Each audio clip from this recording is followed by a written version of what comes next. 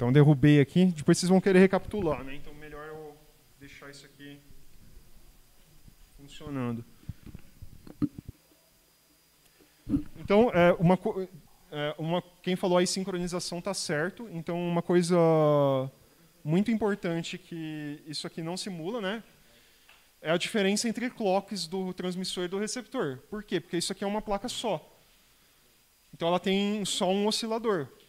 Geralmente você vai ter uma placa de som de um lado e outra placa de som de outro. E não existe cristal perfeito, você sempre vai ter uma diferença lá de, sei lá, 1 Hz, 0,1 Hz entre os dois. Eles vão sair fora de sincronia. Então esse é um problema que a gente vai ter, que a gente não consegue testar aqui. Aí para testar a gente precisa ligar de uma placa de som em outra, e aí já precisaria de 2 cabos, né, desse aqui, de preferência em computadores diferentes até. Ou fazer aquele simulador que vai estar nos testes, tá? Eu ainda não ainda não escrevi os testes lá no repositório, mas um dos testes que vai rodar no código de vocês vai fazer aquele resampling, né? Então ele vai mudar ligeiramente a frequência da taxa de amostragem lá para ver se o receptor consegue receber mesmo assim. Vai fazer uma mudança lá de, sei lá, 1% da frequência e ver se vai receber. Então, é algo que a gente não consegue testar nesse setup aqui, né? Precisaria de 2 placas. Mas, enfim, aqui a gente já tem um código para lidar com a placa de som. Quem está lá no grupo de Telegram já deve ter visto lá um videozinho do que a gente chama de acoplamento acústico. Então, eu pus o microfone do laptop escutando o alto-falante do laptop e ele conseguiu mais ou menos demodular. Tem uns bugs lá ainda que, com a parte de sincronia, que eu vou corrigir no meu gabarito para eu poder ter a referência de qual que vai ser a nota máxima, né? Eu não vou cobrar que vocês façam um negócio melhor do que eu fiz. Então, beleza. Como que é esse main aqui? Eu estou usando essa biblioteca de placa de som que funciona em Linux, Windows e macOS, supostamente. Eu só testei no Linux, mas eles juram que funciona em todos esses sistemas operacionais. Ele vai pegar o microfone padrão e a saída de som padrão da placa de som. Aí ele constrói aqui um emulador de linha serial que vai usar o terminal, né? Então eu posso digitar coisas no terminal ou escrever coisas no terminal. E vai construir um modem que vocês implementaram. Aí ele começa a gravar e Putz, eu subi aqui um teste. Nem tinha visto. Esse F aqui eu esqueci de remover.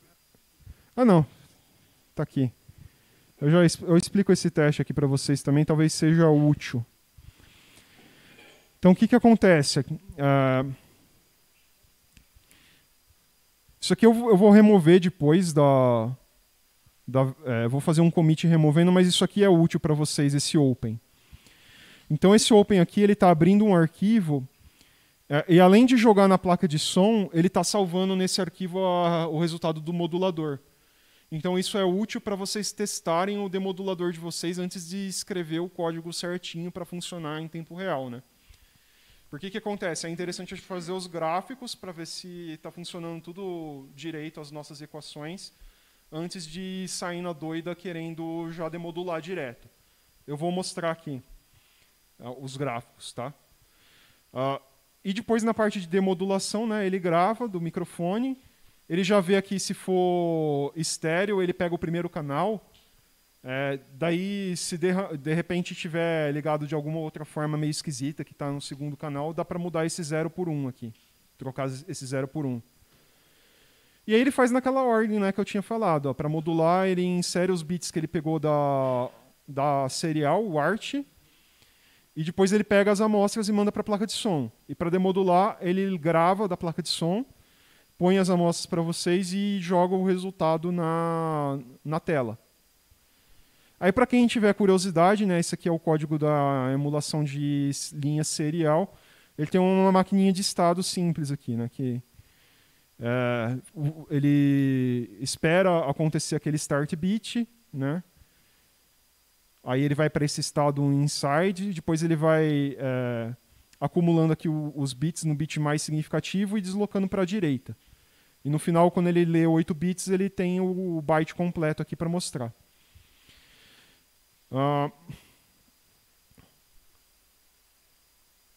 Beleza. Aí, qual que é a sugestão, né? Primeiro fazer a modulação. É mais ou menos aquele código que eu mostrei na aula passada, só que vai ter que ser colocado nessa convenção de chamada aqui dessa classe, né? Então ele não vai rodar uma vez só, ele vai ficar sendo chamado várias vezes. Então, conforme for sendo chamado, tem que ir modulando mais coisa.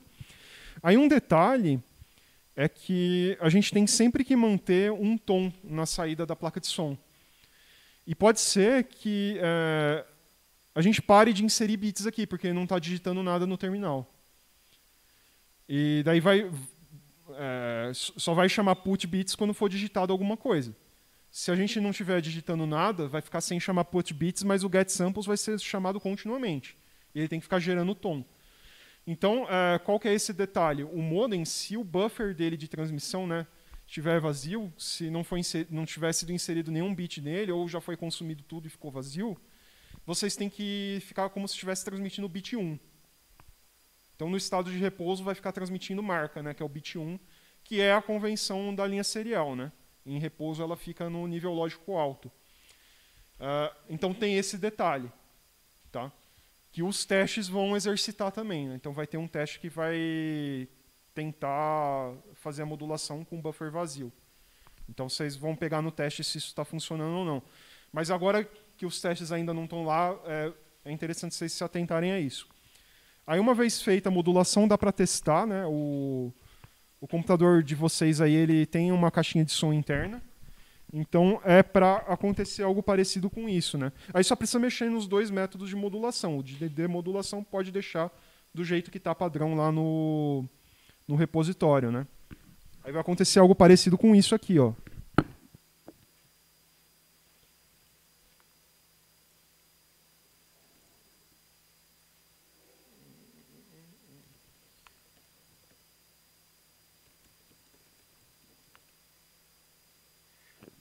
Tem esse arquivo aqui, tem dois arquivos aqui, requirements.txt e requirements.win, tá? O que vocês forem instalar, tanto faz, porque isso aqui é recente, né? Eu fiz isso essa semana. A ideia desse negócio aqui, que vocês veem que tem um monte de hash, versão, é para no futuro, né? Tipo, ano que vem, a turma que for fazer, ter as versões que poderem instalar as mesmas versões com as quais o código foi testado, né? Porque às vezes muda alguma coisa. Mas agora, como é recente, tanto faz o que vocês instalarem, né? Então, dependendo de onde vocês abrirem esse código, se for uma IDE, tipo VS Code, por exemplo, ele já vai oferecer de instalar isso aqui. Se for fazer manualmente com um editor qualquer, deixa eu mostrar aqui como que faz. Deixa eu sair aqui e abrir de novo.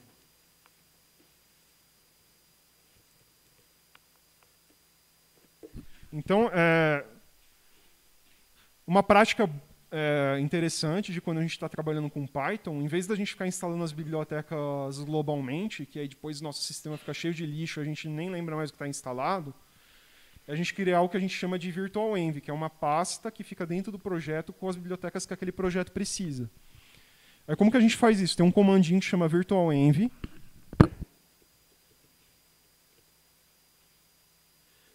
Aí, dependendo, quem estiver usando Ubuntu, que eu estou usando o Arch aqui, quem estiver usando Ubuntu, é interessante pôr esse sufixo 3 sempre, porque o Ubuntu, a maioria das versões dele usa o Python 2 como padrão, né? E aqui a gente está usando o Python 3. E daí dá um nome para o diretório. Eu costumo chamar de .venv, que é um diretório oculto. E daí, dependendo do terminal que vocês estiverem usando, aqui no caso eu estou usando o fish. Então eu faço esse comando aqui, mas vocês provavelmente estão usando o bash, né? Então quem estiver usando o bash vai fazer esse comando aqui aqui só Activate, sem o ponto .fish, tá? Eu, como estou usando esse terminal chique, o fish, eu vou fazer o ponto .fish. Aí ele muda o terminal e ele coloca um indicativo para dizer que ele está com o venv carregado. Então, isso aqui a gente faz só uma vez, né, que é para instalar o venv. Isso aqui a gente faz sempre que a gente abrir o terminal no projeto, esse source aqui. E outro comando que a gente vai fazer só uma vez é para instalar as bibliotecas. Então é pip install -r requirements.txt. E daí ele vai baixar as bibliotecas aqui nesse venv e vai instalar. Então aquela biblioteca, o NumPy, o SciPy, aquela biblioteca de placa de som, etc.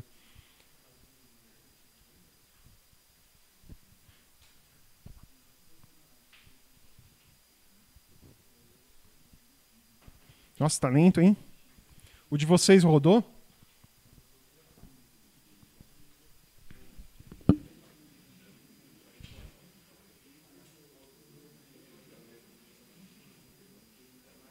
Tentar parar e abrir de novo.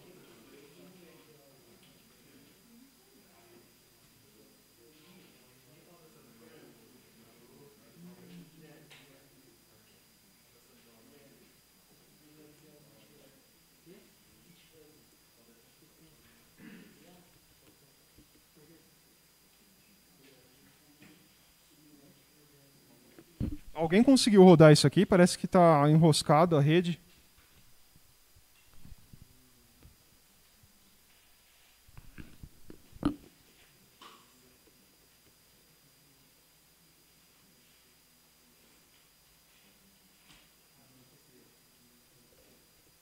Deixa eu descobrir aqui o que está enroscando.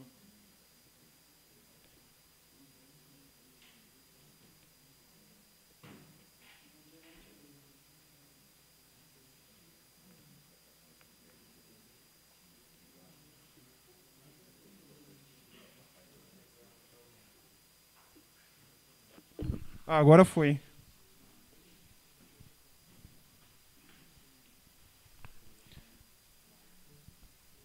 Não fiz nada, tava com alguma... de ser alguma rota tava zoada e recuperou sozinha. Aí feito isso, dá para executar, né?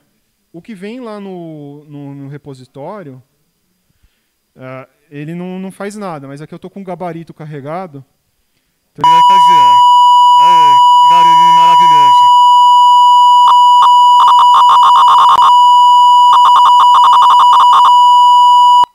Então, conforme for digitando, né, vocês vão escutar os tons.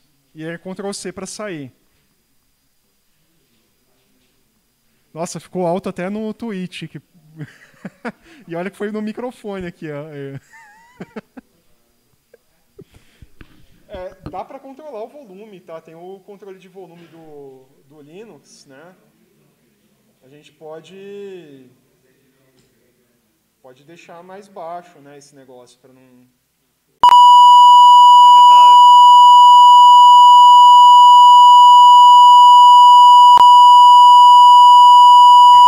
A gente pode deixar mais baixo esse negócio pra não ensurdecer a gente, né?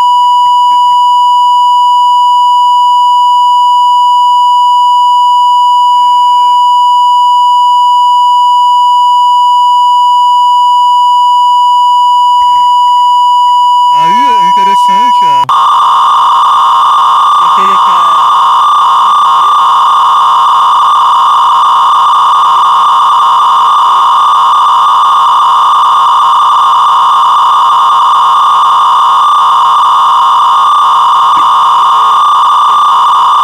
modem. Não, o gabarito não está publicado, né? Tá só o template.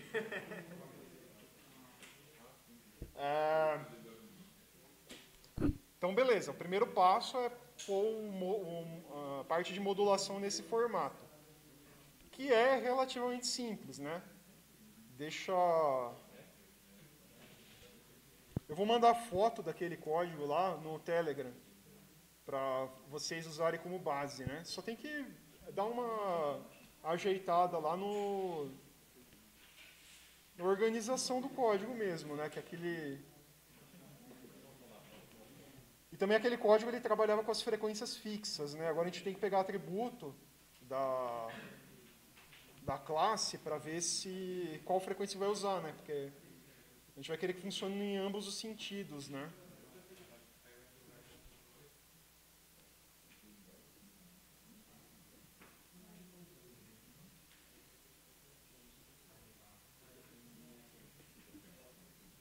Deixa eu fechar o OBS aqui, abrir de novo, que ficou zoado aqui.